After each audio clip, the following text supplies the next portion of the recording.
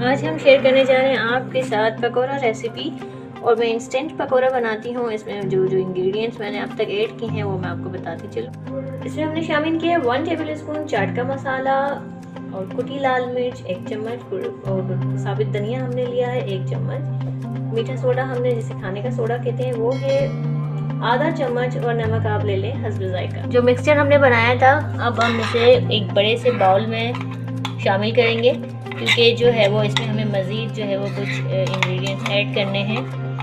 हमने प्याज ली थी 1 अदद दरमियानी, वो हमने इसमें शामिल की, और प्याज के साथ ही जो है वो हम इसमें शामिल करेंगे गोभी। जो है वो आप देख सकते हैं, अब जितना आपने प्याज लिया है उसी का हम वज़न आप गोभी ले लेंगे, और गोभी के साथ आपने जो है वो इसमें हरी मिर्च शामिल कर ली हस्बे ज़ौक़। अब हाथ की मदद से आप देख सकते हैं हम इसमें जो है वो 1 बाय 1 शामिल करते जाएंगे और इसे